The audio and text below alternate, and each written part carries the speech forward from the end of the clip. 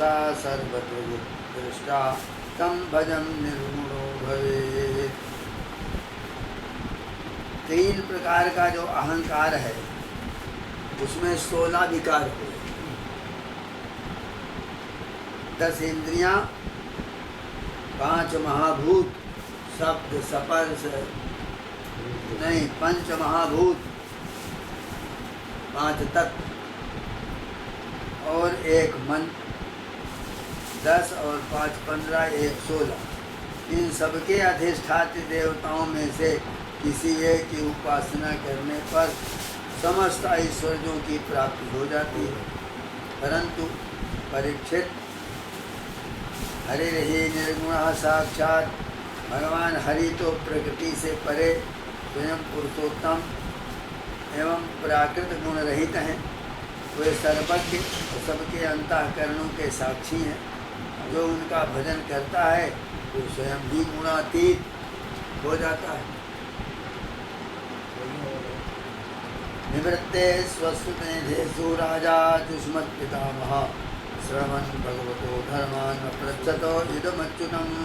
सा आह भगवान् तस्मै प्रीता शुश्रूषवे प्रभु नृणां निःश्रेयसार्थाय जोगतीर्णो दुदुः कुले।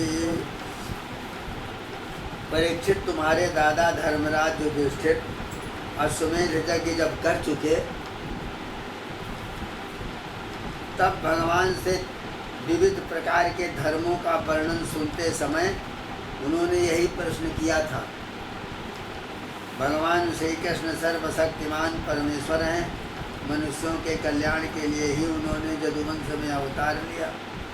राजा युधिष्ठिर का प्रश्न सुनकर उनकी सुनने की इच्छा देखकर प्रसन्नता पूर्वक उत्तर दिया। श्री भगवान उवाचो यस्याह मनुगृह्णामि हरिसे तद्धनं कर्णैः ततो धनं त्यजत्यस्य स्वजनात् दुःख दुःखितम्। भगवान कह रहे हैं कि जिस पर मैं कृपा करता हूँ उसका सब धन धीरे धीरे छीन लेता हूँ। जब वो निर्धन हो जाता है तब उसके सगे संबंधी उसके दुखाकुल चित्त की परवाह न करके उसे छोड़ देते। स यदा वितथोद्योगो निर्मेणा स्याद्धने हया मत्परीकृत मैत्रस्य करिष्ये मदनुगृहम् तद ब्रह्म परमं सूक्ष्मं चिन्मात्रं सदनन्तकं ततो मां सुदुराराध्यं हित्वा न्यायान् भजते जनः। फिर वो धन के लिए उद्योग करने लगता है, तब मैं उसको वो प्रयत्न भी निष्फल कर देता हूँ। बहुत ठीक, जो उपाय करते हैं वो उपाय भी निष्फल हो जाता है। इस प्रकार बार बार असफल होने के कारण जब धन कमाने से उसका मन विरक्त हो जाता है उसे दुख समझकर वो उधर से अपना मुंह मोड़ लेता है और मेरे प्रेमी भक्तों का आश्रय लेकर और उनसे मेलजोल करता है। तब मैं उस पर अपनी अहेतुक कृपा की वर्षा करता हूँ। वो धन कमाने से विरक्त हो गया और फिर अंत में दुख ही समझ करके वो उसका त्याग करता है और हमारे प्रेमी भक्तों का आश्रय लेकर उनसे मेलजोल करता है। ये हमारे प्रेमी भक्तों का आश्रय लेकर उनसे मेलजोल करता है। तब मैं उस पर अपनी अहेतुकी कृपा की वर्षा करता हूँ। कंडीशनल है भगवान कृष्ण की बात। तद ब्रह्म परमं सूक्ष्मं चिन्मात्रं सदनन्तकम् अतो मां सुदुराराध्यं हित्वान्यान् भजते जनाः। मेरी कृपा से उसे परम सूक्ष्म अनंत सच्चिदानंद स्वरूप पर ब्रह्म की प्राप्ति हो जाती है। इस प्रकार मेरी प्रसन्नता, मेरी आराधना बहुत कठिन है। इसी से साधारण लोग मुझे छोड़कर मेरे ही दूसरे रूप अन्य अन्य देवताओं की आराधना करते हैं। ततस्य यासुतोषेभ्यो लब्धराजस्योद्धृताः मत्ता प्रमत्ता वरदान् विस्मरन्त्यवजानते। दूसरे देवता आशुतोष हैं, बड़ी जल्दी प्रसन्न हो जाते हैं, वे बहुत जल्दी पिघल जाते हैं और अपने भक्तों को साम्राज्य लक्ष्मी दे देते हैं। उसे पाकर वे उच्छृंखल, प्रमादी और उन्मत्त भी हो जाते हैं और अपने वरदाता देवताओं को भी भूल जाते हैं और उनका तिरस्कार कर बैठते हैं। श्री सुकोवाचो शाप प्रसादयोरी सा ब्रह्म विष्णु शिवादया सत्या शाप प्रसादोंगो शिवो ब्रह्मा न चाच्युताः अत्र चोदाहरन्ति मम इतिहासं पुरातनं प्रकाशुराय गिरिशो परं दत्त्वा प्रसंकटम्। परीक्षित, ब्रह्मा विष्णु महादेव ये तीनों शाप और वरदान देने में समर्थ हैं, परंतु इनमें महादेव और ब्रह्मा शीघ्र ही प्रसन्न या रुष्ट होकर वरदान और शाप दे देते हैं, परंतु विष्णु भगवान वैसे नहीं हैं। इस विषय में महात्मा लोग एक प्राचीन इतिहास कहा करते हैं। भगवान शंकर एक बार ब्रकासुर को वर देकर संकट में पड़ गए। ब्रको नामा सुरापुत्रा सुकने हे पति नारदम दृष्ट्वासुतोषं पप्रच्छ देवेषु त्रिषु दुर्मतिः। ब्रकासुर जो है शकुनी का पुत्र था, उसकी बुद्धि बहुत बिगड़ी हुई थी। एक दिन कहीं जाते समय उसने देवर्षि नारद को देख लिया। उनसे पूछा कि तीनों देवताओं में बड़ी जल्दी प्रसन्न होने वाला कौन है। सा आह देवं गिरिसमुपाधावासु सिद्ध्यसि योर्पाभ्याम दोषाभ्याम आसु तुषति कुप्रतिः। परीक्षित, देवर्षि नारद ने कहा, तुम भगवान शंकर की आराधना करो, इससे तुम्हारा मनोरथ बड़ी जल्दी पूरा हो जाएगा। वे थोड़े ही गुणों से शीघ्र प्रसन्न और थोड़े ही अपराध से क्रोधी भी हो जाते हैं। दशास्य बाणयोस्तुष्टास्तु बतोर्बन्दिनो दिवो ऐश्वर्यमतुलं दत्त्वा तथयापो सुसंकटम् इत्यादिष्टस्तम सुर उपाधावत् स्वगात्रताः केदार आत्मकृत्मेण जुह्मानोऽग्नि मुखं हरम्। रावण और बाणासुर ने भी केवल बंदी जनों के समान शंकर जी की कुछ स्तुतियाँ की थी। इसी से उन पर प्रसन्न हो गए और उन्हें अतुल ऐश्वर्य दे दिया। बाद में रावण के कैलाश उठाने और बाणासुर के नगर की रक्षा का भार लेने से वे उनके लिए संकट में पड़ गए। इत्यादिष्टस्तम सुरोपधावत् स्वगात्रताः केदारयात्मकृपेण जुह्मानोऽग्नि मुखं हरिम्। नारद जी का उपदेश पाकर ब्रकासुर केदार क्षेत्र में गया और अग्नि को भगवान शंकर का मुख मान करके अपने शरीर का मांस काट काट कर वो उसमें हवन करने लग गया। इस प्रकार देवोपलब्धिमप्राप्य निर्वेदात् सप्तमे हनि शिरोपरिभ्रश्चत् स्वरितिना तत्तीर्थोऽग्निर्नमूर्धजम्। कहते हैं कि 6 दिन तक उपासना करने पर भी जब उसे भगवान शंकर के दर्शन नहीं हुए तब उसे बड़ा दुख। 7वें दिन केदार तीर्थ में स्नान करके उसने अपने भीगे बाल वाले मस्तक को कुल्हाड़े से काट कर हवन करना चाहा, काट डाला, और जब हवन करने का मन हुआ तदा महाकारुणिकस्य धूर्जटिर्यथा वयं चाग्निर्बोधितो नलात् अनिग्रष्टदुर्भ्यां भुजयोर्निवारयतो ततः स्पर्शनात् भूय उपस्कृताकृतिः। जैसे जगत में कोई दुख बस आत्महत्या करने जाता है तो हम लोग करुणावश उसे बचा लेते हैं, वैसे ही परम दयालु शंकर जी ने ब्रकासुर के आत्मघात के पहले ही अग्निकुंड से अग्निदेव के समान प्रकट होकर अपने दोनों हाथों से उसके दोनों हाथ पकड़ लिया और गला काटने से रोक दिया।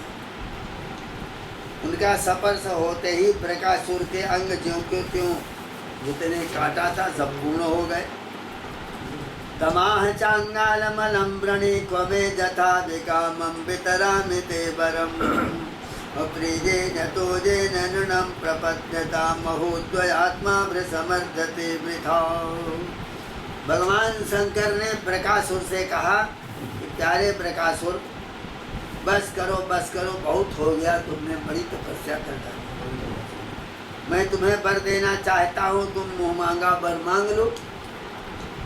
अरे भाई, मैं तो अपने शरणागत भक्तों पर केवल जल चढ़ाने से ही संतुष्ट हो जाया करता हूँ। तुम झूठ मूठ अपने शरीर क्यों पीड़ा दे रहे हो? देवम सा बप्रे पापियान परम भूत भयामहम जस जस करम से श्रीदासे सा मृतामिति।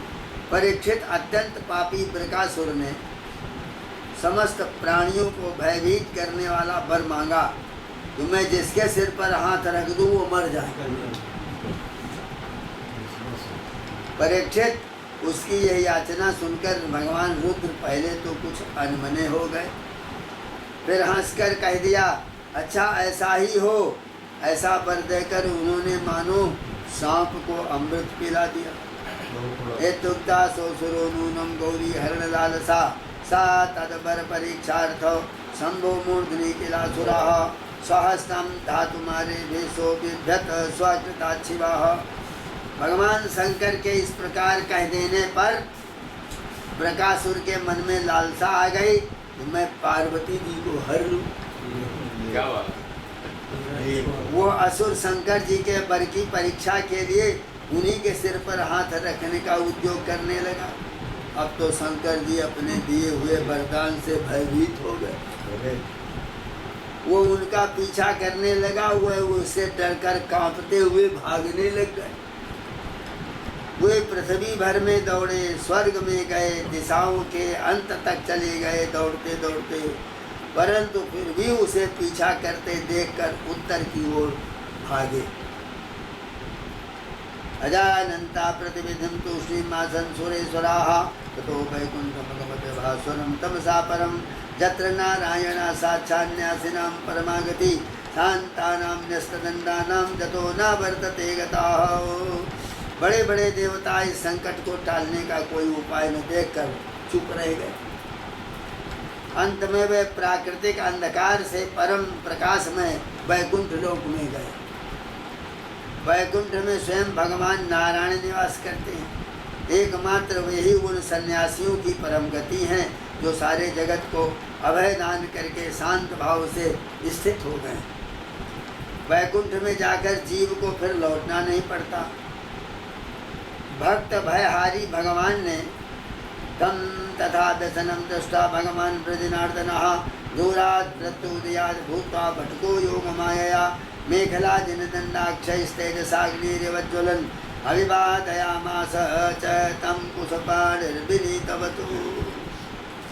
भक्तहारी भगवान ने देखा कि शंकर जी बड़े संकट में हैं, तब वे अपनी योग माया से अपना ब्रह्मचारी का रूप बना लिया और दूर से ही धीरे धीरे बृकासुर की ओर जाने लग गए।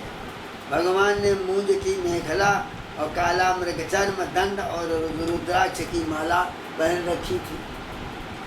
उनके एक एक अंग से ऐसी ज्योति निकल रही थी मानो आग धधक रही हो। वे हाथ में कुशा लिए हुए थे। बृकासुर को देखकर उन्होंने बड़ी नम्रता से झुककर बृकासुर को प्रणाम किया।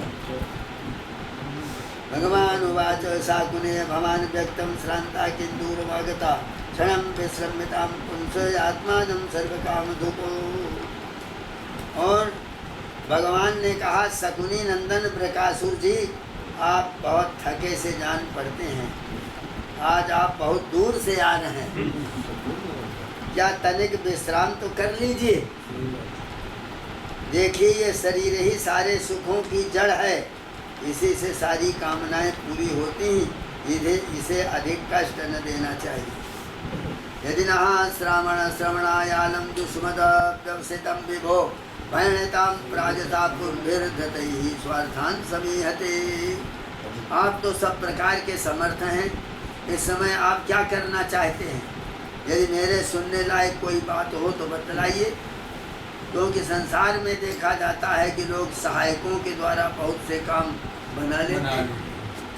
तो वो बात है, एवं भगवता पृष्ठो वत्सामृतवर्षुणा तस्मै यथा पूर्वम अनुष्ठितम्। भगवान के एक एक शब्द से अमृत बरस रहा था। उनके इस प्रकार पूछने पर पहले तो उसने तनिक ठहर कर अपनी थकावट दूर की। उसके बाद अपनी तपस्या वरदान प्राप्ति भगवान शंकर के पीछे दौड़ने की बात शुरू से सब कहकर सुनाया। भगवान उवाच एवं चेत्तर्हि तद्वाक्यं न स्वयं सद्धीमहि जो दक्ष सापात पैसाच्यम प्राप्ता प्रेत पिशाचराटो। भगवान ने कहा अच्छा ऐसी बात है, तब तो भाई हम उसकी बात पर विश्वास नहीं करते, शंकर की बात पर हम विश्वास नहीं करते। आप नहीं जानते कि क्या वो तो दक्ष प्रजापति के श्राप से पिशाच भाव को प्राप्त हो गए। आजकल वही प्रेतों और पिशाचों का सम्राट है। यदि तत्र विश्रम्भो दानवेन्द्र जगत गुरो तरेयंगासु स्वशिरसि हस्तम न से प्रतीयताम।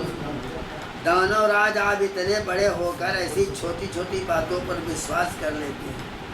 यदि अब भी उसे जगत गुरु मानते हो और उसकी बात पर विश्वास करते हो तो अपने सिरे पर हाथ रखकर परीक्षा कर लो, बाहर जाने क्या जरूरत। यद्य सत्य बचा संभो कथंचित दानवर्षभ तदैनम जय सदवाच्यम न जद भक्तानृतम पुनः। दानव शिरोमणे यदि किसी प्रकार शंकर की बात असत्य निकले तो उस असत्यवादी को मार डालना चाहिए, जिससे कभी भी दोबारा वो झूठ न बोले। परीक्षित इत्थम भगवतश्चित्तैर्वचोभिः सासुपे सलै भिन्न धीर विस्मिता श्री स्वहस्तम कुमतिर्विधातो।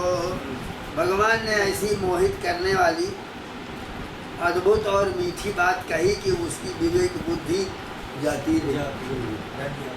उस दुर्बुद्धि ने भूल कर अपने ही सिर पर हाथ रख लिया। अथा पतद भिन्न शिला वज्राहत वक्षणातो जय शब्दो नमा शब्दा साधु शब्दो भवद्भिः। बस उसी क्षण उसका सिर फट गया और वहीं वो धरती पर गिर गया, मानो उस पर बिजली गिर पड़ी हो। उस समय आकाश में देवता लोग जय जय नमो नमः साधु साधु के नारे लगाने लग गए। मुमुचो पुष्प वर्षाणि हते पापे प्रकाशुरे देवर्षि पितृगंधर्वा मोचिता संकटाक्षिवा। पापी प्रकाशुर की मृत्यु से देवता ऋषि पितर गंधर्व प्रसन्न होकर फूलों की वर्षा करने लग गए। भगवान शंकर उस विकट संकट से मुक्त हो गए। मुक्तम गिरिसमभ्याय भगवान पुरुषोत्तमा अहो देव महादेव पापोयम स्वेन पापमना। भगवान पुरुषोत्तम ने भय मुक्त शंकर जी से कहा कि देवाधिदेव बड़े हर्ष की बात है, इस दुष्ट को इसके पापों ने ही नष्ट कर दिया। परमेश्वर भला ऐसा कौन प्राणी है जो महापुरुषों का अपराध करके कुशल से रह सके। फिर स्वयं जगत गुरु विश्वेश्वर आपका अपराध करके तो कोई कुशल रह ही कैसे सकता है। अतः को नु महत्श्री स जंतुरुपै कृतकल्पिसा क्षेमी स्यात् किम विश्वेशे कृतागस्तु जगत गुरु। तदेवमव्याकृत शक्युदन्वता परस्य साक्षात् परमात्मनो हरे। गिरित्र मोक्षं कथयेच्छ्रुति वापि मुच्यते संसृतिभिस्तथार्भिः। भगवान अनंत शक्तियों के समुद्र, भगवान अनंत शक्तियों के समुद्र, उनकी एक एक शक्ति मन और वाणी की सीमा के परे, वे प्रकृति से अतीत स्वयं परमात्मा है। उनकी शंकर जी को संकट से छुड़ाने की ये लीला जो कोई कहता है सुनता है वो संसार के बंधनों और शत्रुओं के भय से मुक्त हो जाता है। श्रीमद्भागवते महापुराणे पारमहंस्यां संहितायां दशमस्कन्धे उत्तरार्धे रुद्रमोक्षणं नाम 88तमोऽध्यायः।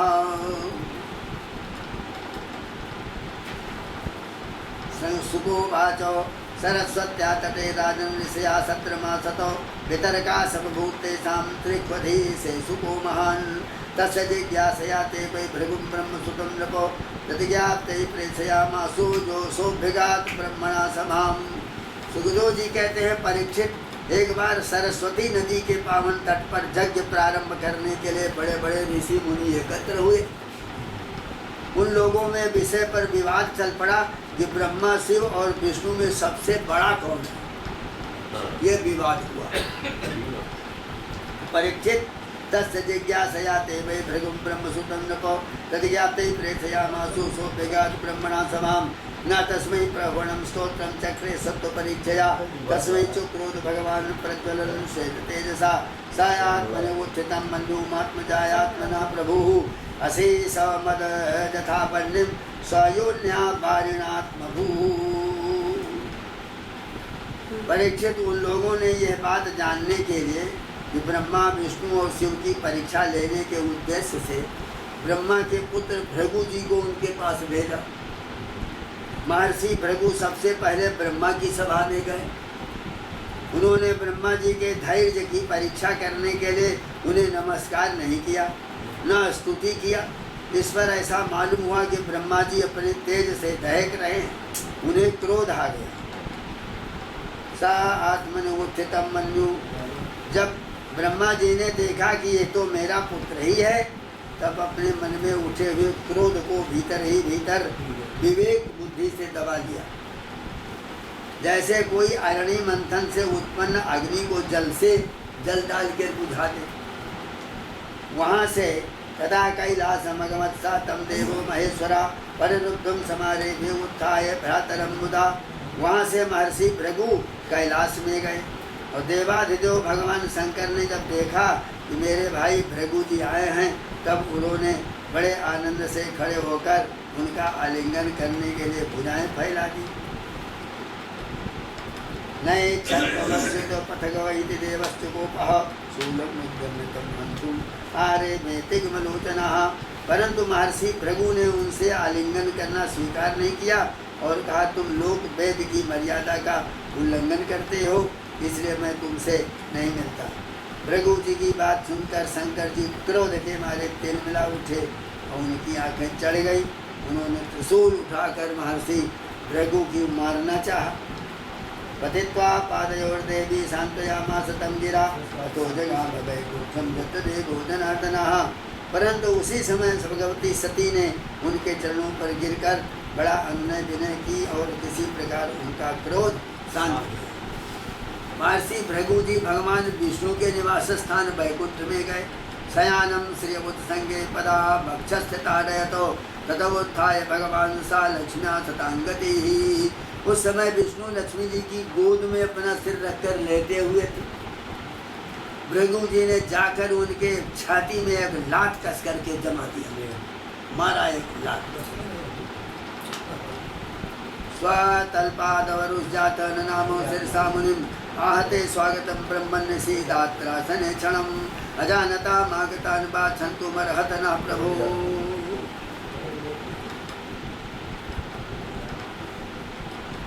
अब कहते हैं कि ब्रह्मन आपका स्वागत है। भगवान सैया से जल्दी उतर कर उठ बैठे और बहुत जल्दी सैया से नीचे उतर आए जमीन में और मुनि को सिर झुकाया, प्रणाम किया।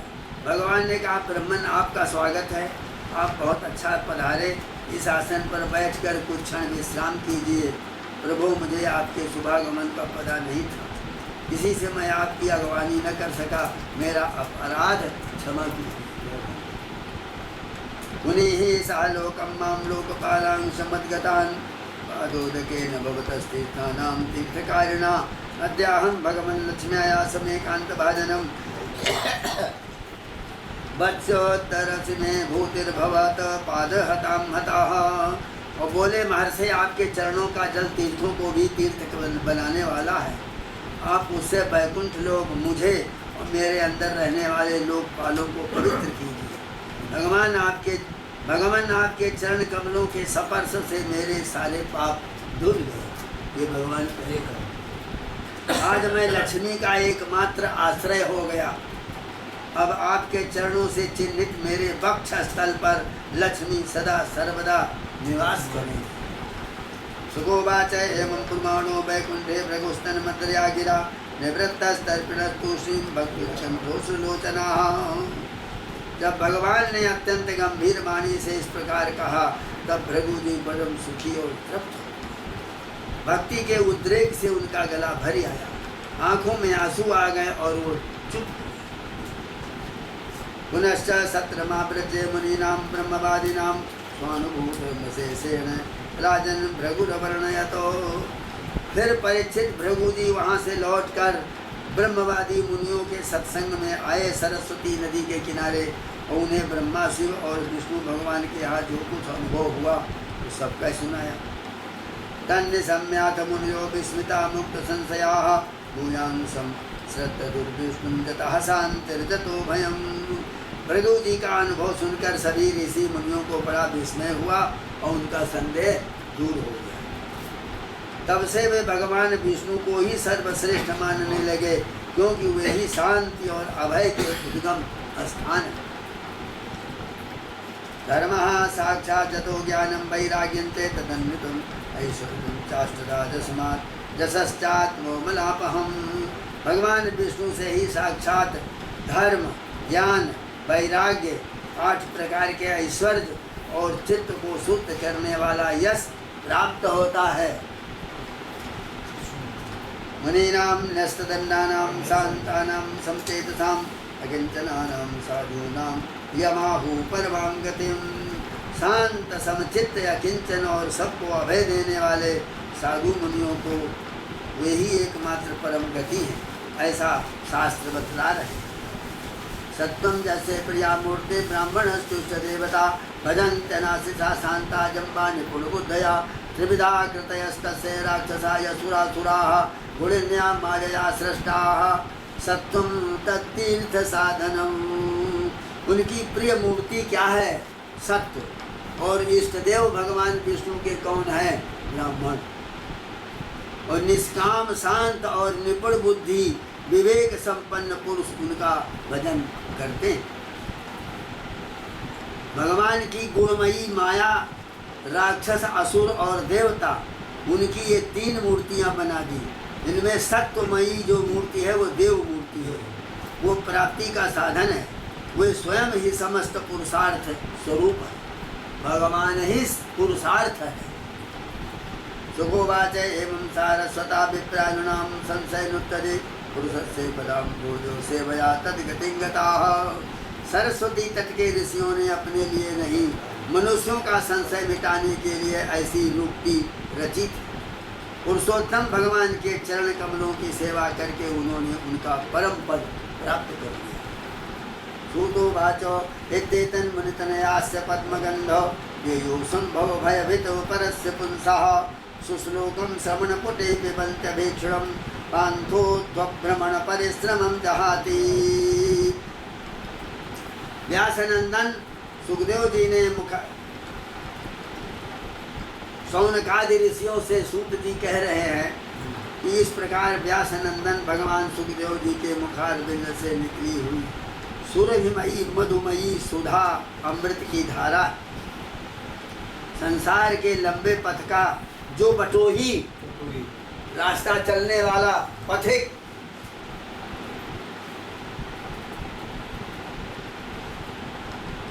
संसार के इस लंबे पथ को जो अपने कानों के दोने से निरंतर पान करता रहता है, उसकी सारी थकावट जो जगत में इधर उधर भटकने से होती है दूर हो जाती है। श्री सुकोवाच एकदा द्वारवत्यांतो विप्रपत्न्यां कुमार का जातमात्रो भूमन स्पृष्टा ममारो किल भारतो। परीक्षित, एक दिन की बात है, द्वारिकापुरी में किसी ब्राह्मणी के गर्भ से एक पुत्र पैदा हुआ, परंतु वो उसी समय पृथ्वी का स्पर्श होते ही मर गए। विप्रो गृहीत्वा मृतकं राजद्वारुपधायसा इदं प्रोवाच विपन्ना तुरोदीनमानसा ब्रह्मद्वसा सतधियो लुब्धस्य विषयात्मना छत्रबन्धो कर्मदोषात् पंचत्वं मे गतोर्भकाः। ब्राह्मण अपने बालक के मरे हुए शरीर को लेकर और द्वारिकापुरी में राजमहल के द्वार पर गया। वहाँ उसे रखकर अत्यंत आतुरता दुखी मन से विलाप करता हुआ ये कहने लग गया, इसमें कोई संदेह नहीं है, ब्राह्मण द्रोही, धूर्त, कृपण और विषयी राजा के कर्म दोष से ही मेरे बालक की मृत्यु हुई है। ये कहने बोलना है। हिंसा विहारं नृपतिं दुःशीलमजितेन्द्रियं प्रजापतिं दरिद्रा नित्य दुःखिताः एवं द्वितीयं विप्रसिद्ध तृतीयं त्वमेव च विसृज्य सानपत्वारि तं गाथां समगायतो। जो राजा हिंसा परायण दुःशील अजितेंद्रिय होता है उसे राजा मानकर सेवा करने वाली प्रजा दरिद्र होकर दुख पर दुख भोगती रहती है और उसके सामने संकट पर संकट आते रहते हैं। परीक्षित इस प्रकार अपने दूसरे और तीसरे बालक के भी पैदा होते ही मर जाने पर वो ब्राह्मण लड़के की लाश राजमहल के दरवाजे पर डाल गया और वही बात कह गया। 9वें बालक के मरने पर जब वो वहाँ आया उस समय कृष्ण के पास अर्जुन बैठे हुए थे। उन्होंने ब्राह्मण की बातें सुनकर उससे कहा किं सुध ब्रह्मं तो निवासे यह नास्ति धनुर्धरा राजन्य बंधुरेते वै ब्राह्मणा सत्र यासते धनदारात्मजा प्रक्ता जत्र सोदन्ति ब्राह्मणा ते वै राजन्य वेशेण नटा जीवन्त सुंबराः अहं प्रजा मां भगवान् रक्षिष्ये दीनयोरिह अनिस्तीर्ण प्रतिज्ञोऽग्निं प्रवेक्षे हत कल्मषाः।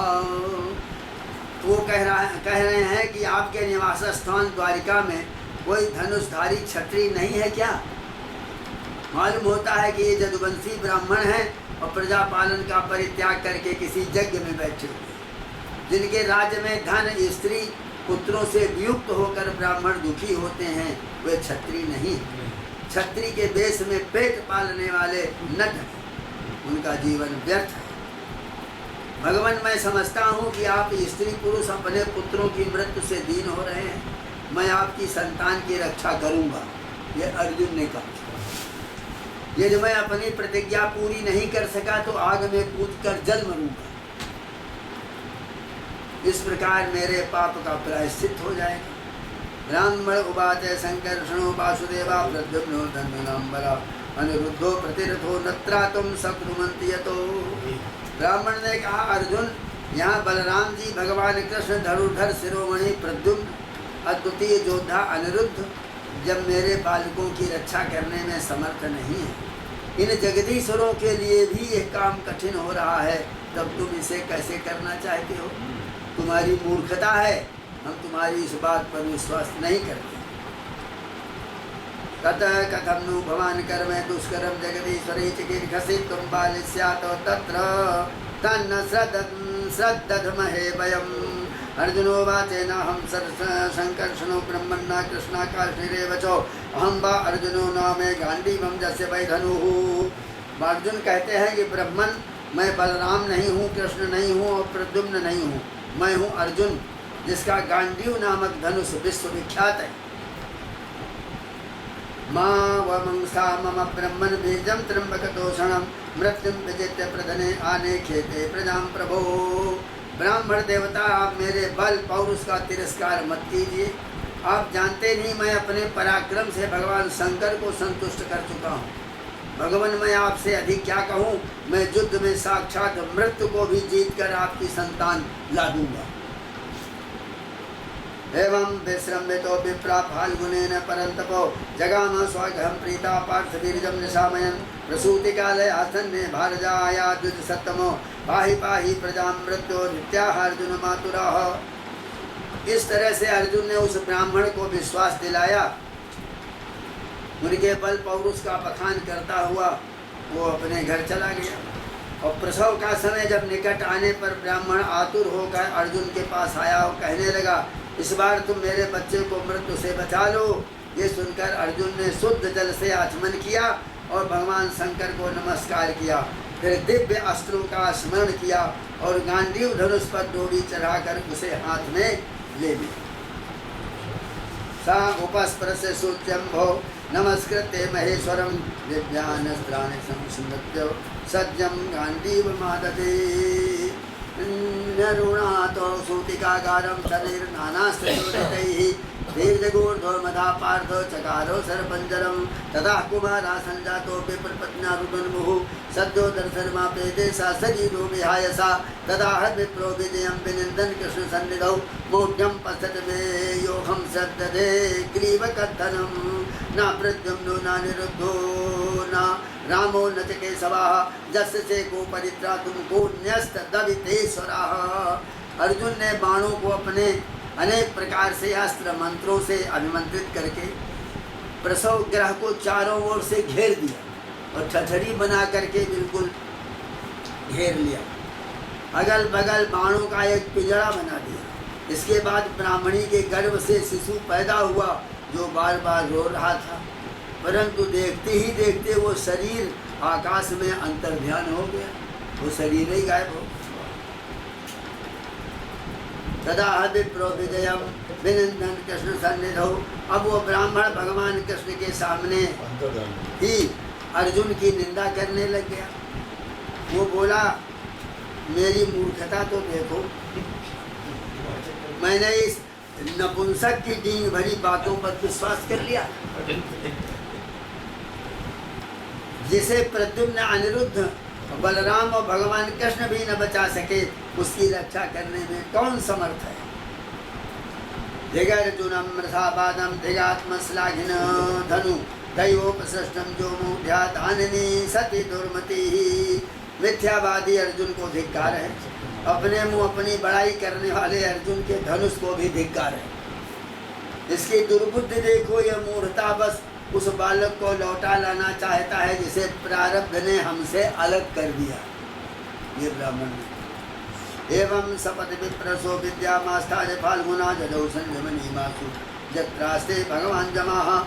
जब वो ब्राह्मण इस प्रकार उन्हें भला बुरा कहने लगा, तब अर्जुन अपने योग बल से तत्काल संजमनीपुरी में गए, जमराज के यहाँ। वहाँ जमराज निवास करते हैं। विप्रापत्यम चक्षाणस्ततेन्द्रियमगात्पुरीं आग्नेयीं नैऋतिं सौम्यां वायव्यां वरुणीमतो रसातलं नागप्रश्नं धृष्ण्यान्यन्यान्नुदायुधाः। वहाँ उन्हें ब्राह्मण का बालक नहीं मिला, जमपुरी में नहीं मिला। फिर वे शस्त्र लेकर इंद्र, अग्नि, नृति, सोम, वायु और वरुण आदि की पुरियों में गए, वहाँ भी नहीं मिला। फिर अतल, वितल, सुतल, तलातल, रसातल, इन नीचे के लोगों में गए, वहाँ भी बालक नहीं मिला। कि भूर्भुवः स्वः महाजनः तपः सत्यम, 7 ऊपर के लोगों में गए, स्वर्ग से ऊपर के महर लोक आदि में अन्य स्थानों में गए, परंतु कहीं भी उन्हें ब्राह्मण का बालक नहीं मिला। उनकी प्रतिज्ञा पूरी न हो सकी। ततो लब्धुजसुतो जनिस्तीर्ण प्रतिश्रुता अग्निं विदुक्षु कृष्णेन प्रत्युक्ता प्रतिषेधता। उनकी प्रतिज्ञा पूरी न हो सकी, तब उन्होंने में अग्नि में प्रवेश करने का विचार किया। अब अग्नि जला दो, हम इसी में जलकर भस्म हो जाए, हमारी बात झूठी होगी। परंतु भगवान कृष्ण ने उन्हें ऐसा करने से रोकते हुए कहा, दर्शजे दुदसूनो सेमावज्ञात्मानमात्मना जेते नहा कीर्तिं विमलां मनुष्या स्थापयिष्यन्ति। भाई अर्जुन, तुम अपने आप अपना तिरस्कार मत करो। मैं तुम्हें ब्राह्मण के सब बालक अभी दिखाई देता हूँ। आज जो लोग तुम्हारी निंदा कर रहे हैं, वे ही फिर हम लोगों की निर्मल कीर्ति की स्थापना करेंगे। इति संभाष्य भगवान अर्जुनेन सहेश्वरा दिव्यं स्वरथमास्तारे प्रतीचिं दिशमाविशत। सर्वशक्तिमान भगवान कृष्ण इस प्रकार समझा बुझाकर अर्जुन के साथ अपने दिव्य रथ पर सवार हुए, जो यहाँ का रथ नहीं है, दिव्य, और पश्चिम दिशा को प्रस्थान किया। सप्तदीपां सप्त सिंधून् सप्त सप्तो गिरिनथो लोकालोकं तथा तीर्थे विवेशेषु महत्तमः। उन्होंने 7 पर्वतों वाले 7 द्वीपों को पार किया। ये जम्बू द्वीप है बड़ा भारी, इसमें 9 वर्ष हैं। ये साकत द्वीप, शालमली द्वीप, इन सबों को पार करते हुए 7 द्वीपों को पार कर गए। 7 समुद्र हैं, उनको पार किया। फिर लोकालोक पर्वत है, उसको लांघ करके आगे बढ़े और घोर अंधकार में प्रवेश किया। तत्रा स्वासैप्य सुग्रीव मेघपुष्टे बलाहका तमसी भ्रष्टगतयो बभूवुर्भरतर्षभो। परीक्षित, वो अंधकार इतना घोर था कि उसमें शैप्य, सुग्रीव, मेघपुष्प, बलाहक नाम के 4 घोड़े अपना मार्ग भूल कर इधर उधर भटकने लगे। तान् दृष्टा भगवान् कृष्णो महायोगेश्वरेश्वरः सहस्रादित्य संकाशम स्वचक्रम प्राहिणोत्पुराः। योगेश्वरों के भी परमेश्वर भगवान श्री कृष्ण ने घोड़ों की दशा देखकर अपने हजार हजार सूर्यों के समान तेजस्वी सुदर्शन चक्र को आगे चलने की आज्ञा दिया। वो प्रकाश करता हुआ चक्र आगे आगे चला। तमः सुघोरम गहनम कृतम महत् विदारयत भूरितरेण रोचिषा मनोजवम निर्विशे सुदर्शनम गुणच्युतो राम सरोजथा चमू। सुदर्शन चक्र अपने ज्योतिर्मय तेज से स्वयं भगवान के द्वारा उत्पन्न उस घने महान अंधकार को चीरता हुआ मन के समान तीव्र गति से आगे आगे चला। द्वारेण चक्रानुपथेन तत्नमा परम परम ज्योतिरनंत पारम समश्नुवानम प्रसमीक्ष्य फाल्गुना प्रताडिताक्षो विदधेक्षिणी उभे। इस प्रकार सुदर्शन चक्र के द्वारा बतलाए हुए मार्ग से चलकर रथ अंधकार की अंतिम सीमा पर पहुंचा। उस अंधकार के पार सर्वश्रेष्ठ पारावार रहित व्यापक परम ज्योति जगमगा रही थी। एक महान प्रकाश था उसके आगे। उसे देखकर अर्जुन की आंखें चौंधिया गईं। उन्होंने विवश होकर अपने नेत्र बंद कर दिए। ततः प्रवेष्टा सलिलम नभस्वता बलीय सैजद बृहदुर्विभूषणम् और तत्राद्भुतं वैभवनं द्युमत्तमं भ्राजन्मणिस्तंभ सहस्र शोभितम्। इसके बाद भगवान के रथ ने दिव्य जल राशि में प्रवेश किया। अब वो जले जल समुद्र है, वहां उसी में घुस गया।